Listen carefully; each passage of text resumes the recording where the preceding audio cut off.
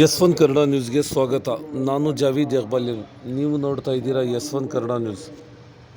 10-12 ದಿನದಿಂದ ಒಂದು ಸಮಸ್ಯೆ ನಡೀತಾ ಇದೆ. ಆ ಸಮಸ್ಯೆ ಏನಂದರೆ ನಿಮಗೆ ಚೆನ್ನಾಗಿ ಗೊತ್ತಿರ್ಬೋದು. ನಮ್ಮ minorities leader BZ Zameer Ahmed, chief minister political secretary Naseer Ahmed ಮತ್ತು ಅಲ್ಪಸಂಖ್ಯಾತರ ಅಧ್ಯಕ್ಷರು ಜಬ್ಬಾರ್ ಸಾಹೇಬ್, ಈ ನಡುವೆ ಬಾಗಲಕೋಟೆ ಮತ್ತು ದಾವಣಗೆರೆ ಉಪಚುನಾವಣೆ ಹೈಕಮಾಂಡಿಂದ ಹೈಡ್ರಾಮಾ. ಅಲ್ಪಸಂಖ್ಯಾತರ ಲೀಡರ್ಗೆ ಗುರಿ ಮೊದಲನೇ ನಿಮ್ಮ ಗಮನಕ್ಕೆ ತಂದಿದ್ದೀರಿ. ನಿಮ್ಮ ಆಟ ಇವಾಗ ನಡೆಯಲ್ಲ. ಒಂದು ಫ್ಯಾಮಿಲಿಗೆ ಖುಷಿ ಮಾಡೋಕ್ಕೆ ಹೋಗಿ ಇಡೀ ಮುಸ್ಲಿಂ ಸಮುದಾಯಕ್ಕೆ ನೀವು ಮೋಸ ಮಾಡ್ತಾ ಇದ್ದೀರಾ. ಅಲ್ಪಸಂಖ್ಯಾತರ ನಂಬಿಕೆಗೆ ನೀವು ದ್ರೋಹ ಮಾಡ್ತಾ ಇದ್ದೀರಾ. ನಮ್ಮ ಹೋರಾಟ ಮುಗಿಯಲ್ಲ. ನೀವು MLC ನಜೀರ್ ಅಹಮದ್ಗೆ ಮತ್ತು ಜಬ್ಬಾರ್ ಸಾಹೇಬ್ರಿಗೆ ಪೋಸ್ಟ್ ಅವ್ರಿಗೆ ಕೊಡಬೇಕು. ಮುಸ್ಲಿಂ ಸಮುದಾಯದಿಂದ ವಿನಂತಿ, ನಮ್ಮ ಲೀಡರ್ಗೆ ನೀವು ರಾಜೀನಾಮೆ ಕೊಡ್ತಿರೋದು ಇದು ಸರಿ ಇಲ್ಲ. ಮುಂದಿನ ಚುನಾವಣೆಯಲ್ಲಿ ನಿಮಗೆ ಕಾಂಗ್ರೆಸ್ ಪಕ್ಷಕ್ಕೆ ಸರಿಯಾಗಿ ಪಾಠ ಕಲಿಸ್ತೀರಿ. ನಿಮ್ಮ ವಯಸ್ಸು ನಿಮ್ಮ ಹಕ್ಕು. ಯಸ್1 ಕನ್ನಡ ನ್ಯೂಸ್. ಇಂತಹ ವಿಡಿಯೋ ನೋಡಲು ನಮ್ಮ ಚಾನಲ್ಗೆ ಲೈಕ್ ಮಾಡಿ, ಸಬ್ಸ್ಕ್ರೈಬ್ ಮಾಡಿ, ಶೇರ್ ಮಾಡಿ, ಪೇಜ್ಗೆ ಫಾಲೋ ಮಾಡಿ. ಸಂಘಟನೆ ಕಟ್ಟಕ್ಕೆ, ಪಕ್ಷನ ಪ್ರಾರಂಭ ಮಾಡಕ್ಕೆ 1885ರಲ್ಲಿ ಒಂದು ಮುಸ್ಲಿಂ ಮುಖಂಡರು ಶ್ರೀ ಬದ್ರುದ್ದೀನ್ ತಯ್ಯಿಬ್ಜಿ ಅವರು ಕೂಡ ಸೇರಿ ಕಾಂಗ್ರೆಸ್ ಪಕ್ಷಕ್ಕೆ ಅವರು ಜಾರಿಗೆ ತಂದರು. ಒಂದು ಮುಖ್ಯ ಕಾರಣ ಏನೆಂದರೆ, ಕಾಂಗ್ರೆಸ್ ಇಲ್ಲಿ ಇರ್ತಕ್ಕಂಥ ಎಲ್ಲ ಸಮುದಾಯಗಳನ್ನು, ಹಿಂದುಳಿದವರಾಗಲಿ, ಅಲ್ಪಸಂಖ್ಯಾತರಾಗಲಿ, ಮತ್ತೆ ದಲಿತರಾಗಲಿ, ಈ ದೇಶದಲ್ಲಿ ಬದುಕಂತ ಎಲ್ಲ ಸಮುದಾಯಗಳಿಗೆ ಒಗ್ಗಟ್ಟೆ ಮಾಡಿ ದೇಶನ್ನ ಮುಂದೆ ತರುವಂತ ಕೆಲಸ ಮಾಡುತ್ತೆ ಅಂತ ನಮ್ಮ ಮುಸ್ಲಿಂ ಮುಖಂಡರು ಕಾಂಗ್ರೆಸ್ಗೆ ಸೇರಿ ಇಲ್ಲಿ ಸೇವೆಯನ್ನು ಕೊಡ್ತಾ ಬರ್ತಾ ಇದ್ದಾರೆ. ಹಿರಿಯರೇ, ನಿಮಗೆ ಗೊತ್ತಿರಬಹುದು, ಇದೇ Badruddin Tyabji Indian Muslim first barrister, ಇಂಗ್ಲೆಂಡ್ಗೆ ಹೋಗಿ ಫಸ್ಟ್ ಬ್ಯಾರಿಸ್ಟರ್ ಆಗಿ ಬಂದಿದ್ದರು. ಮುಂಬೈ ಹೈಕೋರ್ಟ್ನಲ್ಲಿ ಜಡ್ಜ್ ಆಗಿ ಈ ದೇಶಕ್ಕೆ ಸೇವೆ ಮಾಡಿದರು.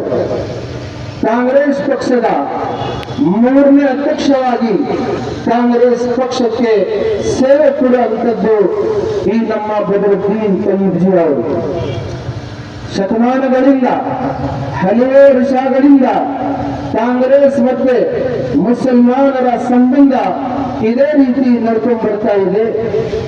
ನಾವು ಬೇರೆ ಜಾತಿಯವರು ಯಾವಾಗ ಕಾಂಗ್ರೆಸ್ಗೆ ಕೈ ಬಿಟ್ಟರು, ಆ ಸಂದರ್ಭದಲ್ಲಿ ಕೂಡ ಮುಸಲ್ಮಾನರು ಕಾಂಗ್ರೆಸ್ನ ಕೈಗೆ ಗಟ್ಟಿಯಾಗಿ ಇಟ್ಕೊಂಡು ಈ ದೇಶಕ್ಕೆ ಸೇವೆ ಮಾಡಬೇಕಂತ ನಿಮ್ಮ ಜೊತೆಯಲ್ಲಿ ಕಷ್ಟದಲ್ಲಿಯೂ ಸುಖದಲ್ಲಿಯೂ ನಿಮ್ಮ ಜೊತೆಗೆ ನಿಂತ್ಕೊಂಡು ಈ ದೇಶಕ್ಕೆ ಸೇವೆ ಮಾಡ್ಕೊಂಡು ಬರ್ತಾ ಇದ್ದೀವಿ.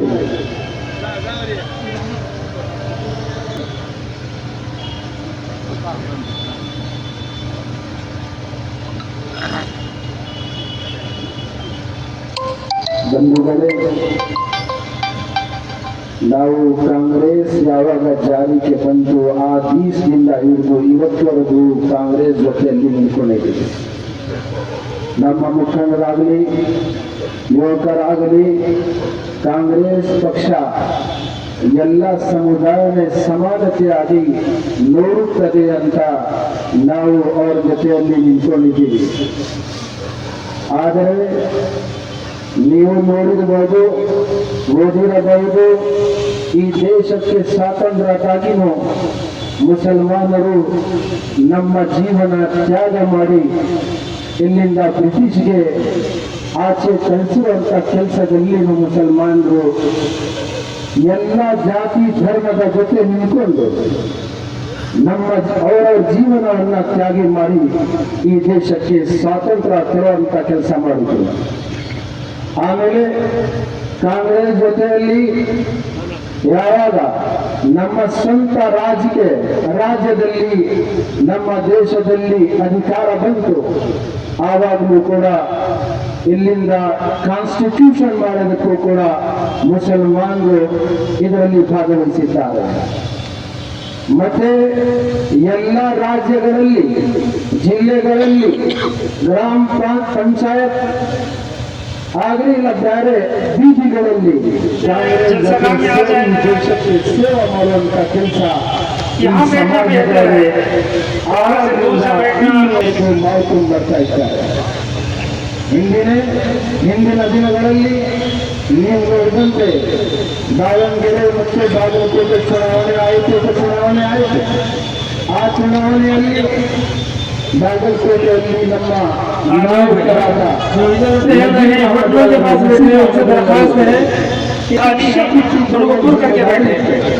ಏನ್ ಕೆಲಸ ಆಯಿತು ಅದಕ್ಕೆ ನಿಭಾಯಿಸಿದ್ದಾರೆ. ಅದೇ ದಾವಣಗೆರೆಯಲ್ಲಿ ಅಲ್ಲಿಂದ ಇರೋದಂತ ಮುಸ್ಲಿಂ ಸಮಾಜ 80,000ಕ್ಕಿಂತ ಹೆಚ್ಚು ಮತದಾರರು ಮುಸ್ಲಿಂ ಸಮಾಜದವರು. ಅವರು ಮನವಿ ಮಾಡಿದರು, ಈಗ ಈ ಸಲ ನಮಗೆ ಯಾವುದರ ಒಂದು ಮುಸ್ಲಿಂ ಮುಖಂಡರಿಗೆ ನೀವು ಅಭ್ಯರ್ಥಿಯಾಗಿ ಆಯ್ಕೆ ಮಾಡೋದಕ್ಕೆ ಅವಕಾಶ ಕೊಡಿ. ಅವರು ಕೇಳೋದನ್ನು ಕೊಟ್ಟಿಲ್ಲ.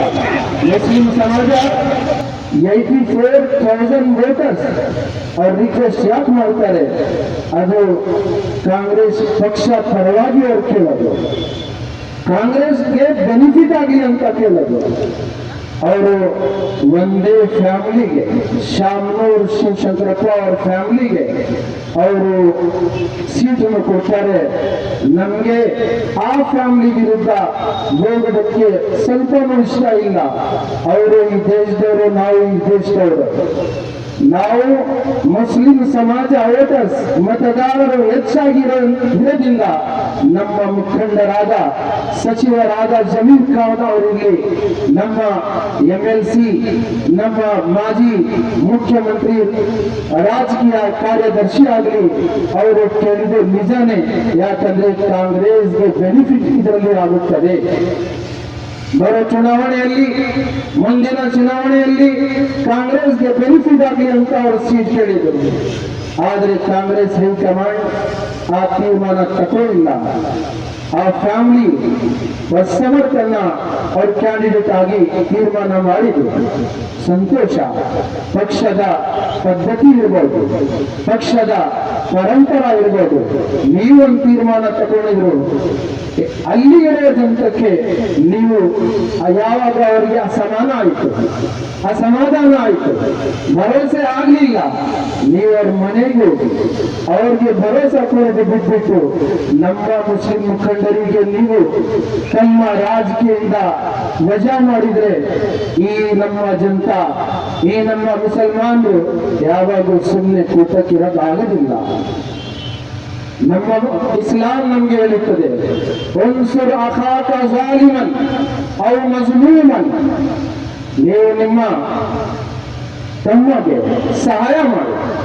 ಅವ್ರ ಜಾಲಿಮ್ ಇರಲಿ, ಇಲ್ಲ ಅಂದ್ರೆ ಮಜ್ಲೂಮ್ ಇರಲಿ, ಅವ್ರ ಕುರೂರ್ ಇರಲಿ, ಇಲ್ಲ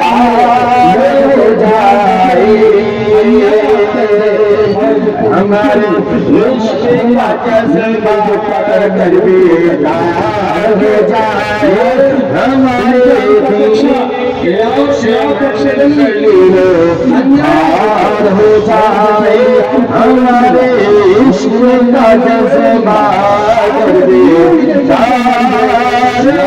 ಜೊತೆಯಲ್ಲಿ ಇರಕ್ಕೆ ಆಗೋದಿಲ್ಲ.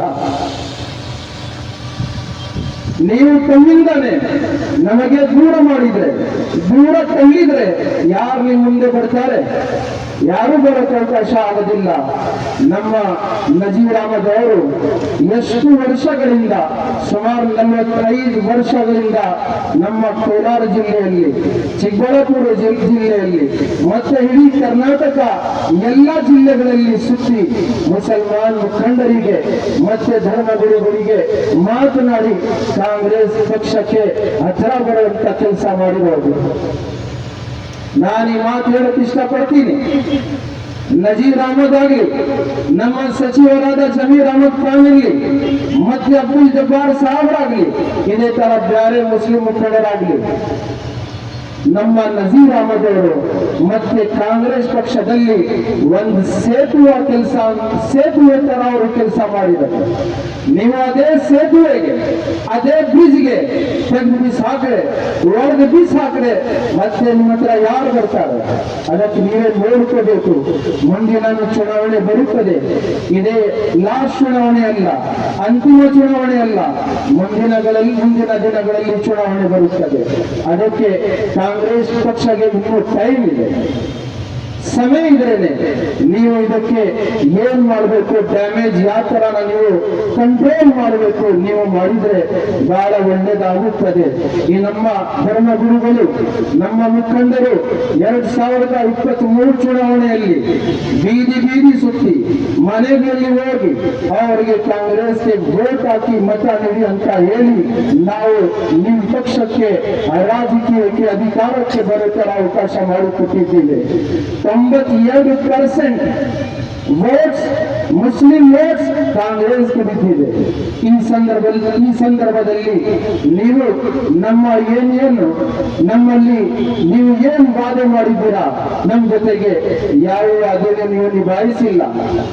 ಏನಾಯ್ತು ಹಿಜಾಬ್ ಬಗ್ಗೆ ನೀವೇ ಹೇಳಿ, ಏನಾಯ್ತು 10,000 ಕೋಟಿ ಮುಸಲ್ಮಾನರಿಗೆ ಬಜೆಟ್ ಕೊಡ್ತೀವಿ ಅಂತ ಹೇಳಿದ್ರು, ಏನಾಯ್ತು ಹಲಾಲ್ ಮತ್ತೆ ಬೇರೆ ಇದೇ ರೀತಿ 2B ರಿಸರ್ವೇಶನ್, ಅದು ಏನಾಯ್ತು?